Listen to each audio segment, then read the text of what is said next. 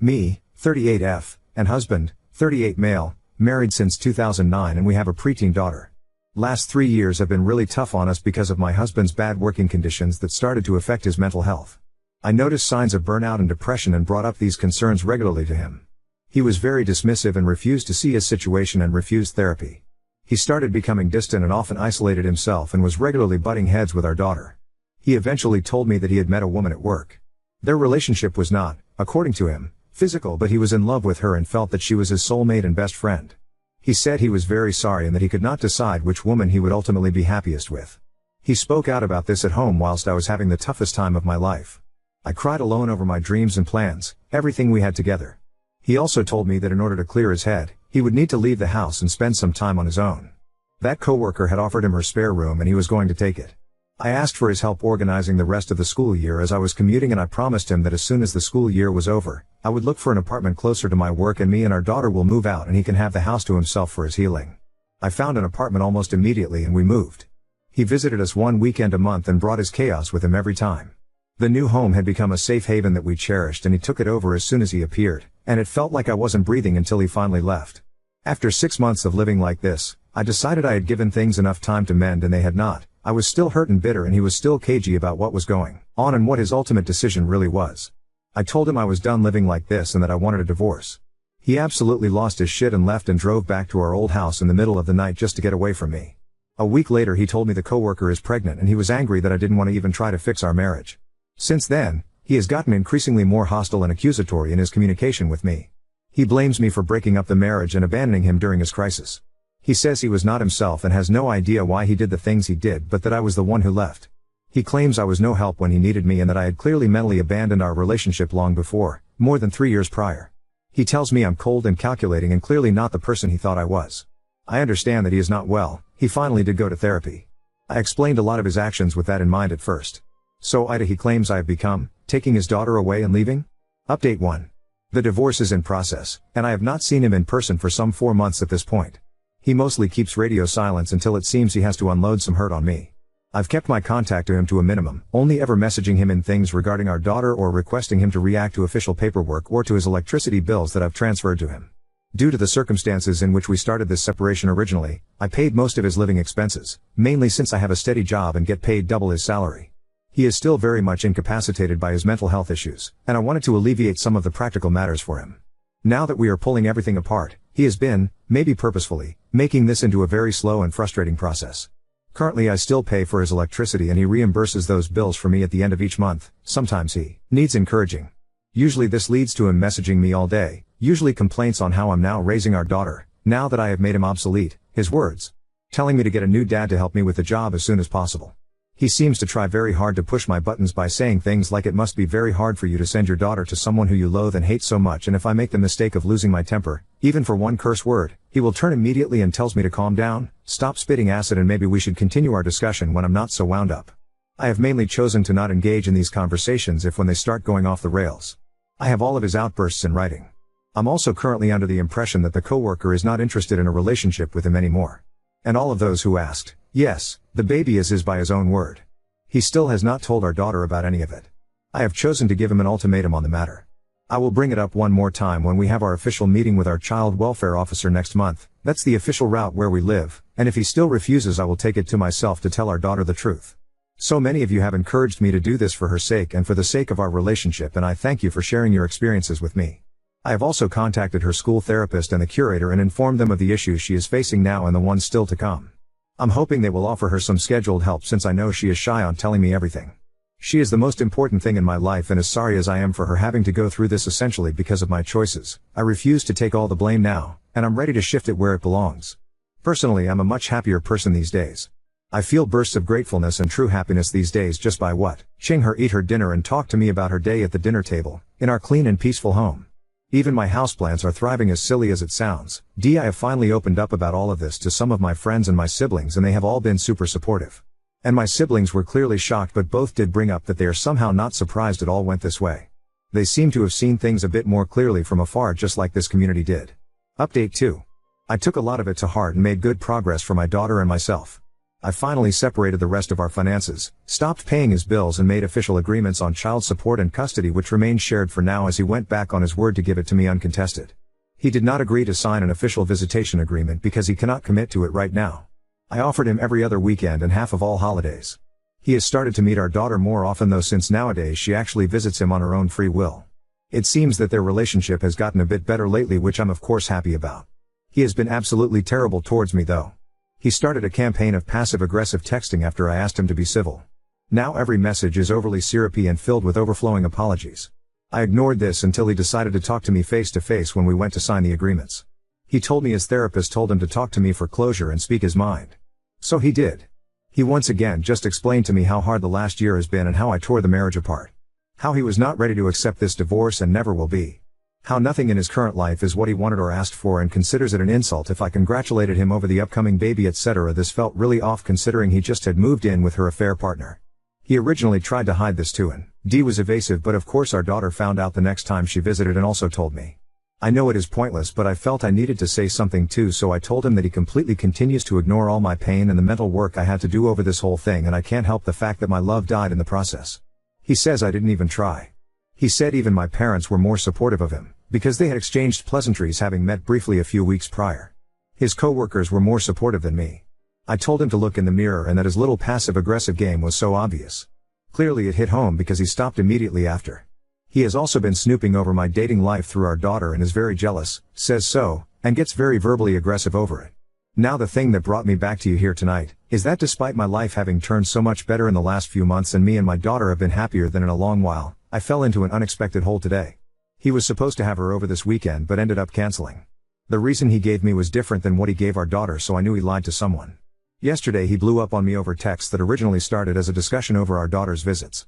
He started the same old song of me being so petty over such a minor thing as his affair that was apparently not even a real affair at first. He wrote that my parents were right about me being too sensitive.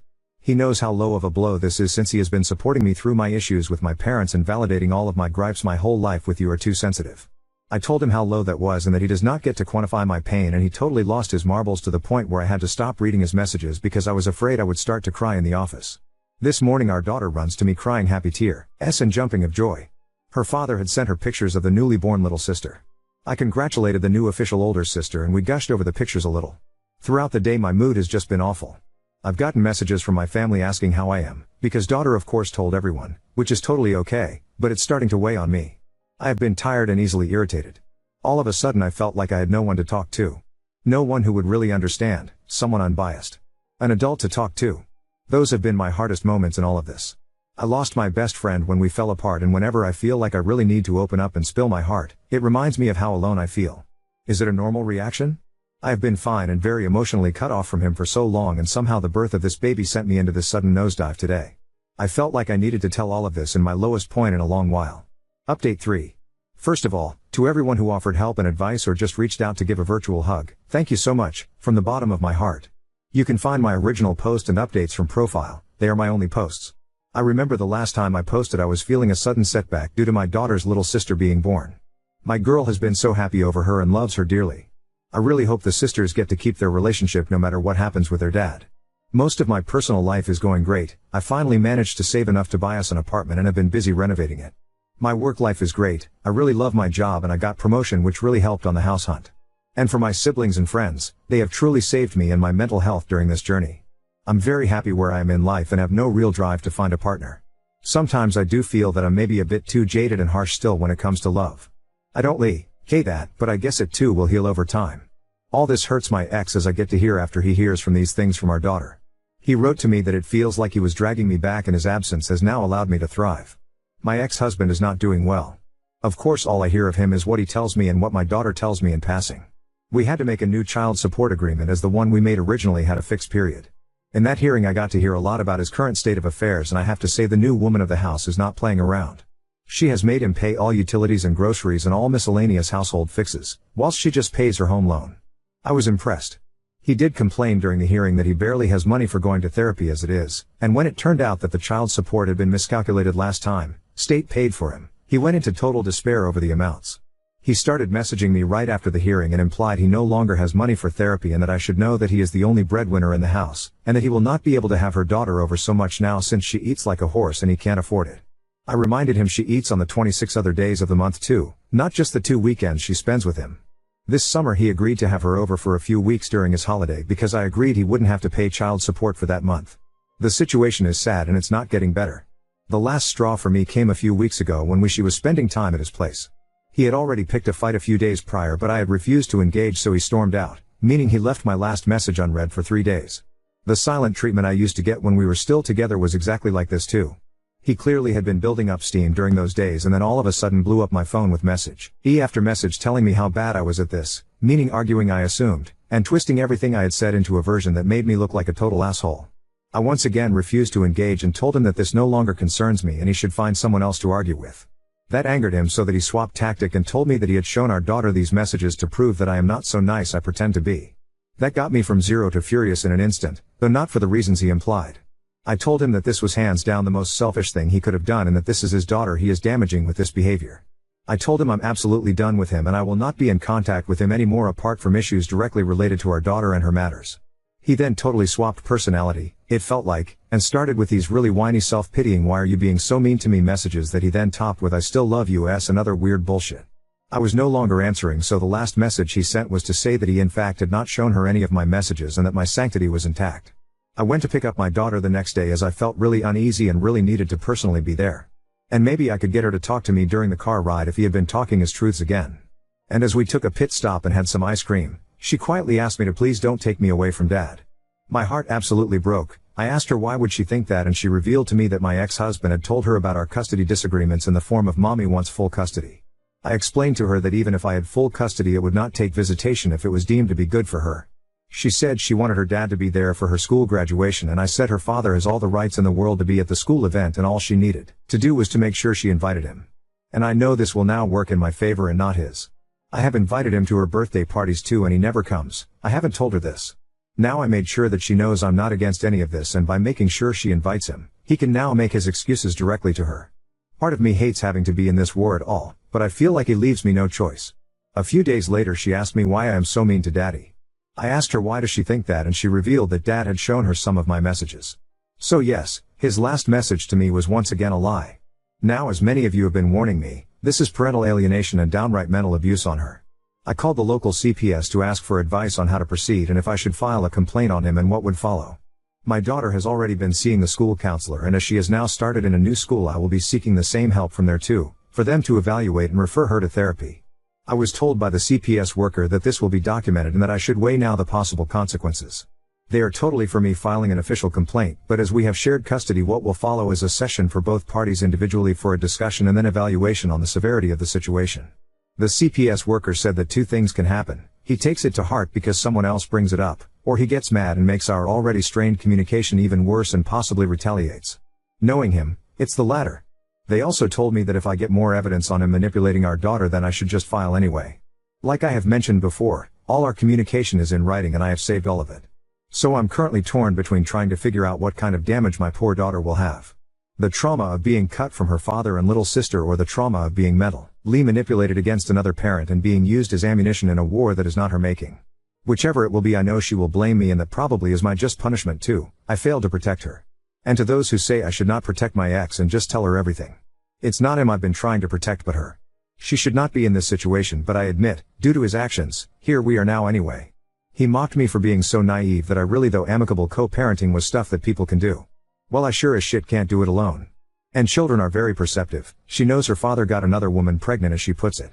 But she is also being fed this weird narrative by her dad where I clocked out of that marriage years ago and was just pretending and all he needed was a hug, but I turned my back on him and abandoned him like I abandoned my parents because I just couldn't get over it like everybody else on this planet could. All his words from his rant messages. And she does talk to me still, so I can verify he does really tell these things to her. So here we are, the good, the bad, and the batshit insane. All I hope is that can make the right decision for my daughter and that she could grow to be a healthy and happy adult. If that requires her to come to me one day and ask for me to justify the things I did and said, then I'm happy to have that conversation with her.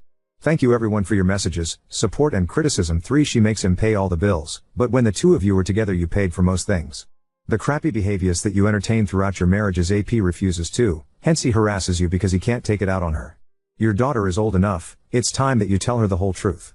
Otherwise, he'll continue to fill your child with his lies, making you seem like the bad person. Also, get a co-parenting app to communicate through, so you have all the evidence you'll need if you choose to go back to court. And only communicate about your daughter, nothing else. Now on to second story. Brought my family dog to live with me and my roommate who adores him, but now my boyfriend demands I get rid of him. I live in a house with one roommate, 23F, who is also my best friend.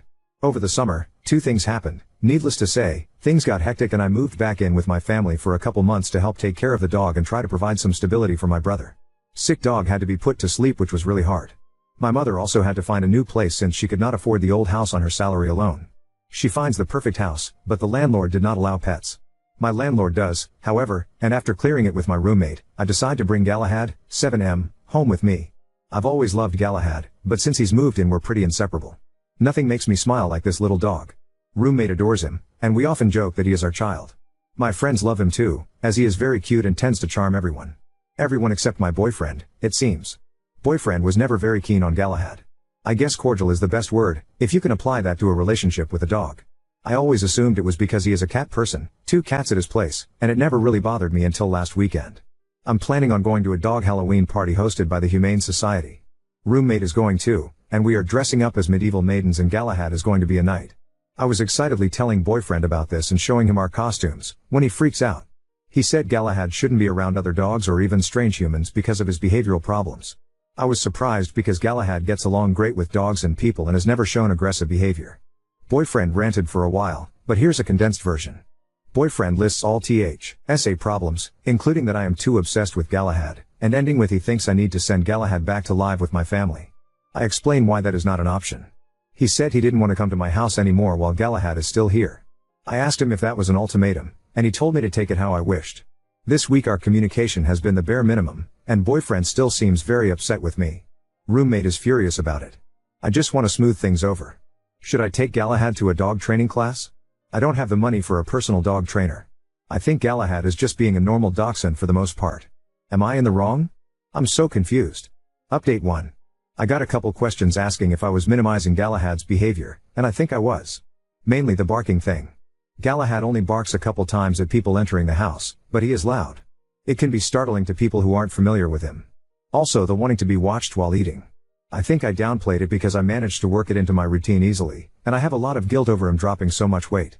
This isn't normal behavior, though, and needs to be corrected. With that in mind I decided Galahad should be enrolled in a dog training class, and hopefully I could address his other behaviors with a professional. I planned to tell this to boyfriend on Halloween and hopefully it would all work out. Well, it didn't. I texted boyfriend Halloween morning that I wanted to come to his place and talk, before or after the Humane Society Halloween party. He didn't respond, so me, roommate, and Galahad got costumed up and went to the party. It was a blast, and I could tell Galahad enjoyed some canine company. On the way back to the house, boyfriend calls me and asks me to come over so we can talk. I tell him I have to drop off roommate and Galahad first, then I would be right over. He just hangs up. I get to his apartment, and I can tell, he's pissed. He asks why I haven't gotten rid of Galahad. I tell him I'm not getting rid of my dog, and about taking him to classes. Boyfriend says that's not good enough. We fight for a while. Neither of us would bend. We ended up breaking up. I get back home, and roommate can tell I've been crying. So we spend the night watching Bill and Ted, drinking wine, and calling ex-boyfriend a medieval dickweed. I'm lucky to have such a great friend. Update 2. So, last Saturday I got a surprise visit from ex. I asked roommate to watch Galahad in another room while I talked to ex. He actually showed up with a box of dog treats. They were for large dogs, so they were way too big for Galahad, but it was a really sweet gesture. We chit-chat about various things for a couple of minutes, then ex apologizes, says he misses me, and that he wants me back. As much as I've played tough in my posts, I really love this guy and breaking up has been hard. We started to talk about how we could make it work. He proposed that we could hang out at his apartment, and if he came over to my house Galahad would be put in a different room than us. I told him I needed time to think, and that I wasn't ready to jump back into official status just yet. His demeanor completely changed. He got quiet for a second, then said what the fuck?